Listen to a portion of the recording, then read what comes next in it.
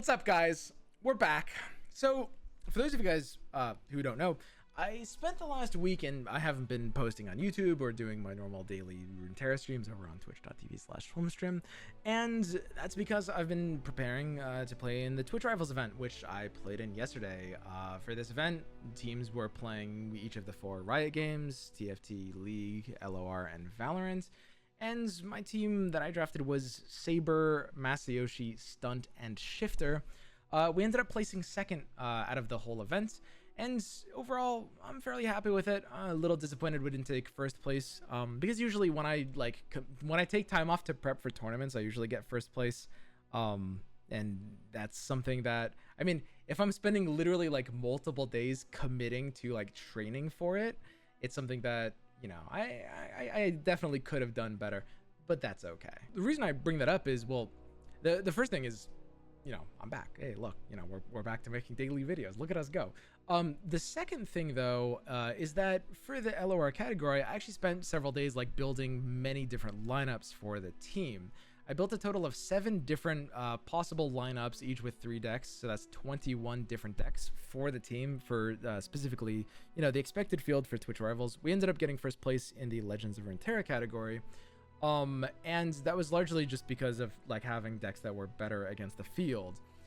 One of the decks that I think was really, really good that I almost brought. I could not bring this deck with any of the lineups, unfortunately, but one deck that I think had tons of potential in practice, I ended up taking it to some ranked games today on stream, and it did really well, and it's this deck over here. So for those of you guys who have been watching this channel for a while, you might have seen some similar things in the realm of Ionia, Demacia, Elusives. I mean, for like even way back when the Solitary Monk Zed standalone kind of style deck.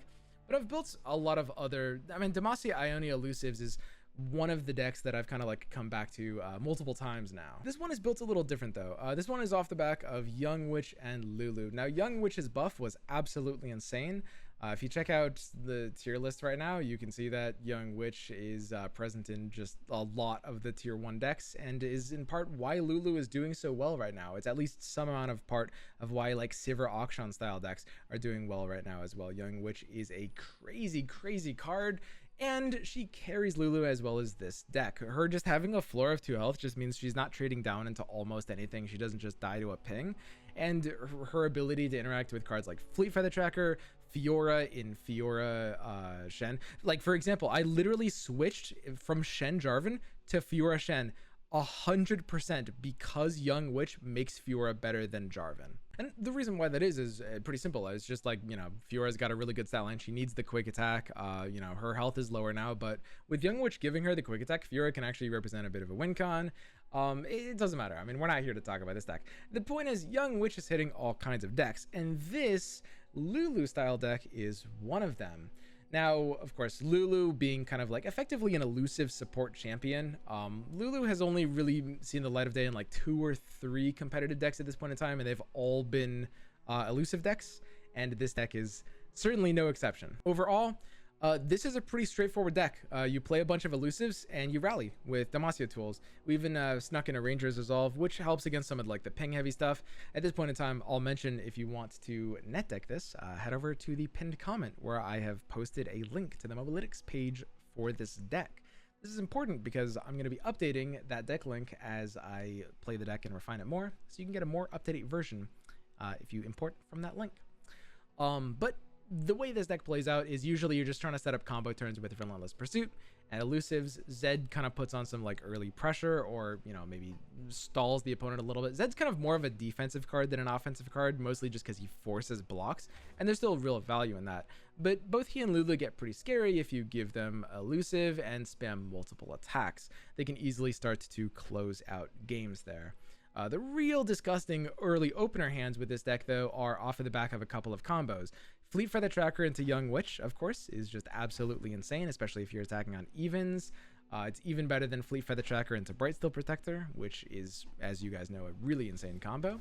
And beyond that, we even have some really, really powerful combos in terms of what... Wait, I lost my... Oh yeah, Navori Blade Scout. God, sorry, my brain got scrambled in the middle of the sentence. Navori Blade Scout actually leads to a lot of the power combos of this deck. If you have specific hands of like Duo and Rally, Navori Blade Scout will actually stack a ton of damage because you often are using this card for its temporary elusive buff, but then redoubling its own elusive attack with a Rally on the same turn. And you're also redoubling, you know, the development trigger for Green Glade Duo if you have one on the board. So the Blade Scout can actually lead to a lot of disgusting blowouts in this style of deck. Now, some of you guys who watch my daily streams might know that I actually showed this deck a couple of times on stream in the last couple of days. I sort of like, you know, gave you guys a sneak peek of what I was going to be playing today.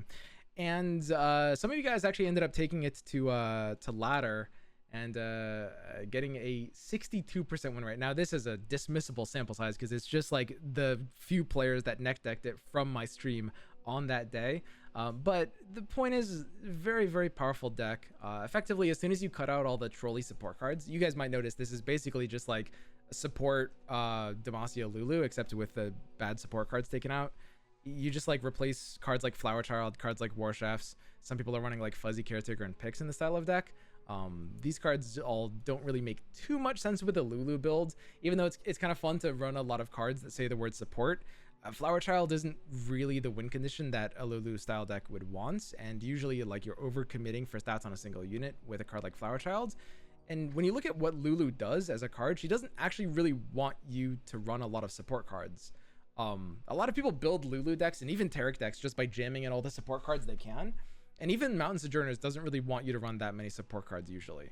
Lulu in particular only literally needs Young Witch to level up. If you have a Lulu and you have a Young Witch, your Lulu's leveled.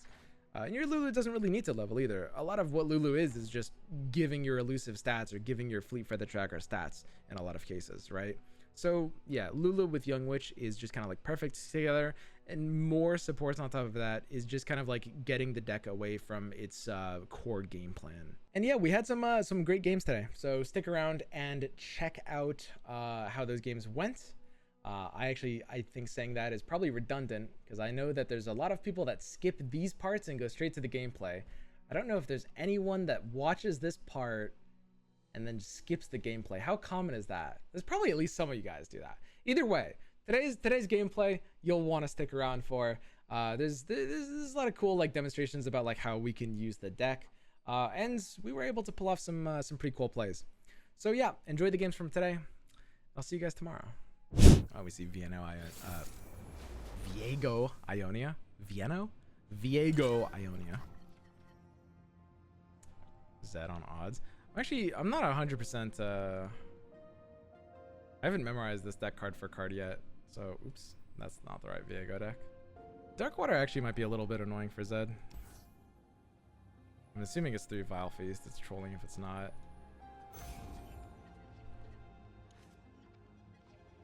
Dude, we are hitting nothing but control decks.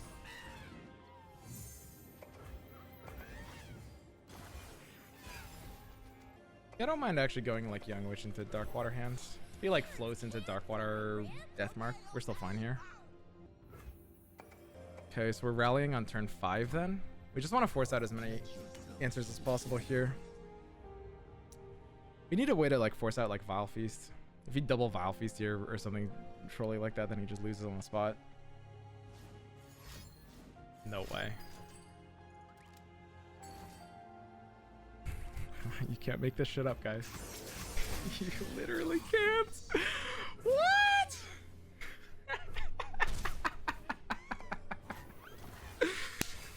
Woo! That is so free, dude.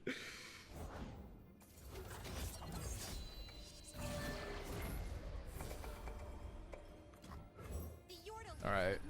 I mean, his deck doesn't actually run other answers than that, right? Is he literally dead on 5? What's he gonna do? Third Vile Feast?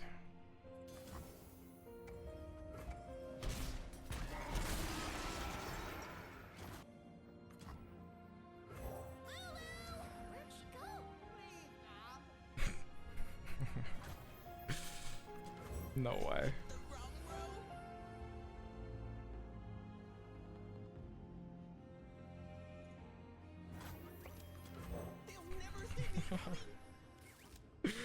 So Young Witch buffs Young Witch into Blade Scout is the best way to play around like removal ranges, of course. right, so that's a... Whoa, the vengeance! Wait, he's nuts! What are we, one off of lethal?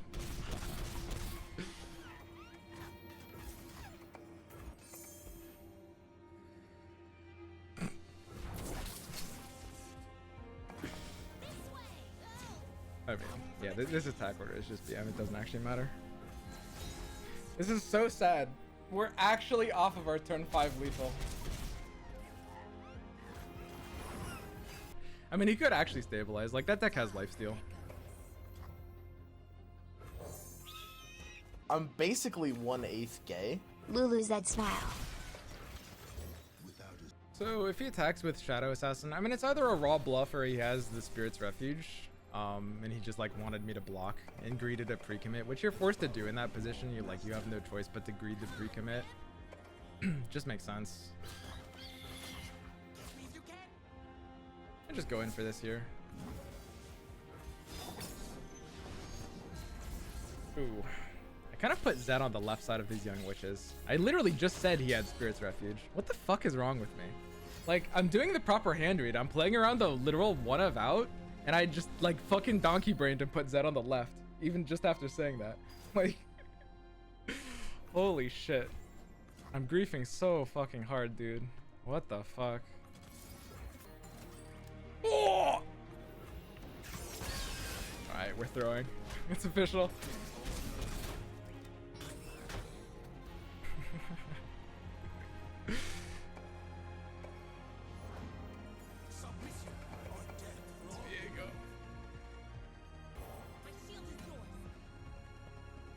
So the Shadow Assassin is attacking. What is his range?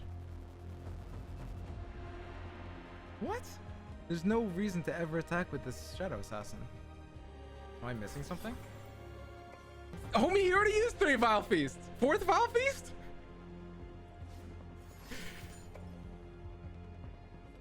Okay, but why? Mister, you're Elusive blocker. Atrocity? I mean, Atrocity is the only thing that could make sense, right? This is a deserved loss. I mean, we did... So all the other plays we did were forced plays that made a lot of sense. With the one exception, we literally hand-readed the Spirit's Refuge. It could only have been Spirit's Refuge. And then I just forgot about it 2 seconds later and put Zed on the left. There's no justice in this world. You're welcome to the 1/8 Gay Club. Elekito, Micro PP, Seri Nova, Okarigot, Herif, and Dirty Tiger X. Or are we not playing the new lab? Because I need to mentally prepare myself for a challenge. Doesn't Fey Guide suck? I mean, bad in most decks. It's good in this deck, right? The thing about cards is, like, a lot of cards are good in some decks, but bad in most decks. Fey Guide has a lot of hits for what this deck needs. We don't really have a proactive foreplay. We're always going to benefit from a defensive body because we're usually looking to close the game down on like turn 6, which gives it enough time to like block down once if not twice. And we've got some really nice 3-drops that benefit from being able to give permanent elusive on curve, right? And those being Zed and Lulu. And we're always going to be able to find value out of Fey Guide even from double drawing it because this deck values elusive really high. And I mean, based on all those factors, you can run Fey Guide even though it's bad in most decks, right? Like, cards being good or bad is not really something that's too useful to think of. It's a good generalization if you're like, you know, starting out as a deck builder, but there's a lot of cards that are good that you don't run in every deck, and there's a lot of cards that are bad that you do run in some decks, right? Like, that'll always be the case.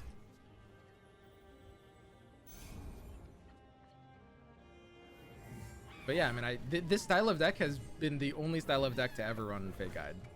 And it's not the first, like, any sort of, like, the old style, like, Demacia Ionia decks. Like, I've done this archetype in previous metas. Even, like, a little bit after Fey Guide was released, like, I was running, like, 1 or 2 Fey Guides in Demacia Ionia Elusive. It doesn't work outside of this archetype, but that's fine. Because it fulfills our needs perfectly here. How happy are we to actually just get, like, parlayed here? Kind of honestly feeling pretty great if I just get parlayed here.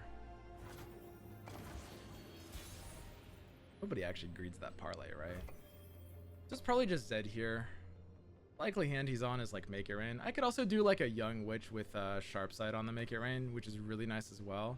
I'd have to float the sharp side if I didn't want him to be able to pre-commit, and he's not really valued into block anyway. I think he doesn't really have a good enough blocker for Zed, right? I don't think there's a single thing in that deck that comes out on turn 3 that would really be able to answer Zed. So I think Zed's probably just safer overall rather than like forcing my own sharp sight for no reason. Like if he uses a Make It Rain and like damages my Zed and kills my duo, that's fine value for him. I can let that happen. Sharp sight's always gonna get value later, so we're not really in a hurry to force it to value, right? And he doesn't really have any like valued in land blockers, so Zed is really good right now. Okay, so by playing like this, the odds of him having Make It Rain I think are quite low, which is good for us. It gives us valuable information as well. If he has Parlay, he's priced into using it right now. This could have been the Parlay that he floated last turn. He's running Ice Shards version, which, I mean, people either run like 3 or 0 Ice Shards in this deck usually. Ice Shards actually definitely in his range. Like the way he like paused there and thought about what to play and like considered like trying to get more value. Like I kind of smell an Ice Shard a little bit, even though a lot of versions of the deck aren't running it. All right, Lulu looks pretty fantastic here. I'm pretty okay with that exchange.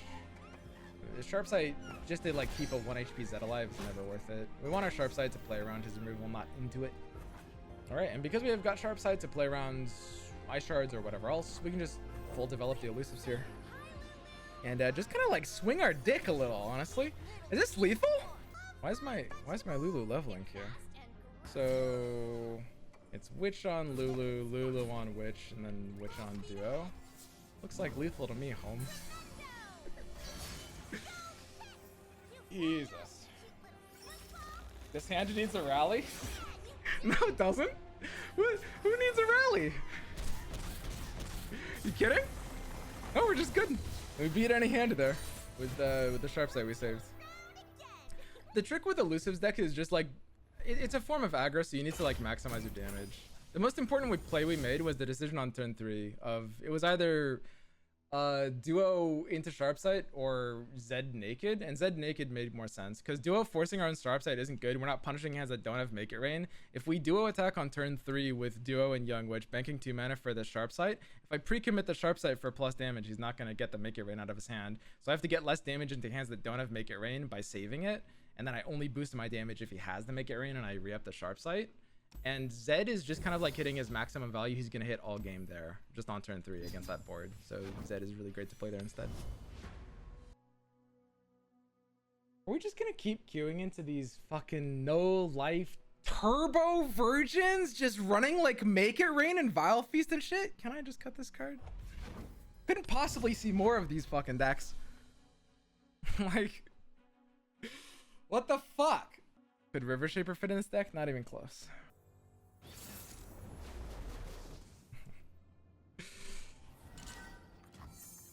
I usually develop into turn 1, right? So Tracker, Protector, attacking evens is really nice. Another important thing like about Runeterra is, you know, make sure you're looking at all the factors when you're deciding your mulligan. Mulligan is one of the most important things in the game. And yeah, make sure you're looking at like who's attacking evens or odds, the matchup you're against. Just plan out. When people ask me for mulligan tips, there's no like end all for mulligan. You literally just have to plan out the first like 4 or 5 turns of the game and think about how it's gonna go. Now we want the defensive options for Brightsteel, I think.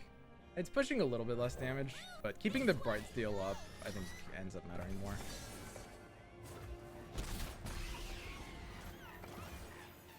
Alright, and we have the rally for the Zed here, which is pretty great. Ugh, fuck yeah, that's what I like to see. That's a spell, his hand is bad.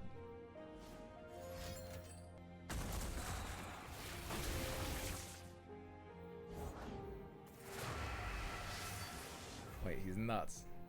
I mean, I guess it's kind of still just worth this. Sure, why not? I mean, Young Witch is really fucking dumb. Like, I'll just keep my vulnerable Young Witch alive. I'm still just killing his thing for free next turn with my quick attack tracker. Like, he can't do anything. Why did you include Hired Gun and Monkey Idol in your Gangplank Sejuani deck, but no Ice Shard? Alright, so that's a very good question. Because I don't want to play against fucking Ice Shard! Oh, yeah. You can run like 1 or 2 Ice Shards in the deck. I don't know if it's worth it for the odds. It really comes down to like what you're seeing at the time. There's a lot of like small differences that'll make that. Yeah, that's like a block. Man, look at how this deck plays against like a fair deck like Lurk. Lurk looking real fair out here. You guys might notice we have 2 attacks on our defense next turn. Oh, very interesting. You could run a controller version of Sejuani Gangplank in theory. Yeah, it's definitely doable. I mean, like, obviously, you know, all jokes aside, in this build of the deck, I like 2 Monkey Idol. Just like makes it more smooth out. I don't really want a 3 of that card, but it's actually pretty good to draw in that deck as like a 1 over a 2 of. It really, again, so much of it comes down to the meta, right? Like, depending on where you are in ladder, and even like whether you're playing on like NA or EU or whatever, there's gonna be so many differences in terms of like what you're actually seeing, right? And I mean, some people are gonna say it's insane to not run iShard in the deck, and that's gonna make sense if you're seeing a lot of things that iShard counters, right? You just have to think about what you want. I guess that's fine. Sure. His pike is like kind of big. Did I say Lurk was fair? Hold on. Oh yeah, attack before I use mine. Yes, please.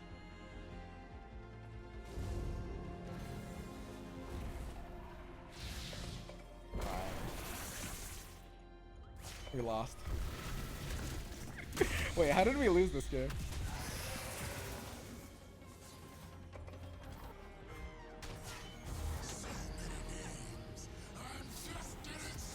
I mean, what is he gonna do? Have another bone skewer?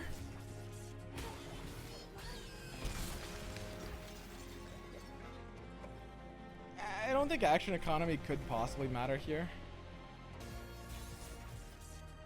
Alright, Zed. It's you and me. Wait, action economy literally can't matter, right? There's nothing a good giggle can't fix. Lurk's biggest weakness. Big elusive double attack.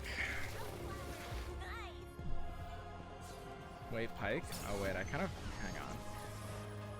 I mean, Lulu's a 4/4, right? What is he gonna do? Use a bone skewer? Or what did I say? Use a shapestone? People don't even run shapestone in this deck anymore. He's literally got bone skewer anyway. We're like, he's BMing, he's killing the, he doesn't use shit. Guys, Lurk is just an unfair deck. There's no way we could have won that. Novify? Yeah, if only I hard teched against Lurk. Ooh, God. That'd be sick. Azir, Renekton, and Nasus all want different support regions. It's hard to put them all in the same deck. Yeah, that's one of the big problems, is that not only do they all want different support regions, they all want different support cards, even within Shurima, right? Like, you play those 3 champions just very differently. It's Mono Shurima is definitely, I think, one of the most disappointing things, and this is almost like everyone universally agrees on this. It is one of the most disappointing things. Like, it felt like it has so much potential and it's really cool conceptually, and it just like it doesn't really end up remotely cohesive as a deck, which isn't to say that it's weak. I think that there's like a really important distinction between a deck being weak and a deck failing to execute on a basic game plan. Like, the deck doesn't want to be tier 1, and the devs don't want the deck to be tier 1, and I don't want the deck to be tier 1. But it's not really able to execute on a cohesive game plan reliably, right? That's the biggest problem with it, which is obviously that is related to being low power level, but it's not the same thing, right? There's low power level decks that can at least execute on a game plan, and it's a lot more okay that they're low power level decks. Tracker downed. Usually whoever wins the tracker wars is just ahead, but I mean, he's playing a deck that's pretty good into elusives in general. Wow. Takes the open pass. Does he actually have nothing? There's no hand that has anything that can pass there, but I still have to pass back. That's pretty crazy, actually. How much damage do I actually have? Like, hang on a second. If I just like sharp sight twice and rally this turn, obviously that's a troll play, but it's almost correct. I only have 1 rally, so Blade Scout's probably worth playing here. Is there any world where Sundisk is run outside of Mono Shurima? No. What is this guy on? This is looking a little sad, homie. The worst part is, I mean, I've got another attack after this. So we have to ask ourselves, like, what's he most likely to play? Like, what health of unit? And I think I actually, like, if I'm doing another attack, I actually want to specifically buff something that's not the tracker, because it's more likely he'll play like a Shen or something, which will force my tracker to want to, like, attack wide here. And just, like, chump block itself on the Shen, right? If that makes sense. And we have to be priced in for using this now. He's running Fiora Shen. He's unlikely to be running like Demacia, I guess. So the concern at this point is like Spirit's Refuge is very much in his hand range. I don't think Refuge is saving him anymore though. But yeah, Elusives is a really kind of like basic concept. It's very fundamental to like how the base game works, which I think is what makes it good for learning how the game works. It's just like thinking about what to play around and making sure you're thinking about like the time to kill or like planning ahead turns, because Elusives forces you to plan ahead on turns. Wow, pass there. I do like it. That's definitely a solid pass. He's forced into that there. So we currently are 1 minute short of our entire hands. 1 Cinco, 2 Sharpsight looks better to me. Honestly, 3 Sharpsight might be a bait here. I mean, Sharpsight definitely could be less good than the Cinco as the final slot. It's very much possible. So we maximize our elusive damage by not playing the Zed here, oddly enough. As weird as that is. We want to be able to beat hands of Refuge. Refuge plus Sharpsight is a lot nastier. To be able to beat Refuge plus Sharpsight, we would want to force him to block an elusive like this. And think that he's safe from the Young Witch over here. Is basically the only way we're beating like the Refuge Sharpsight hand. So we need to attack like this so that he like goes in to block this one with Refuge Sharpsight, and then we like Sharpsight Young Witch for lethal.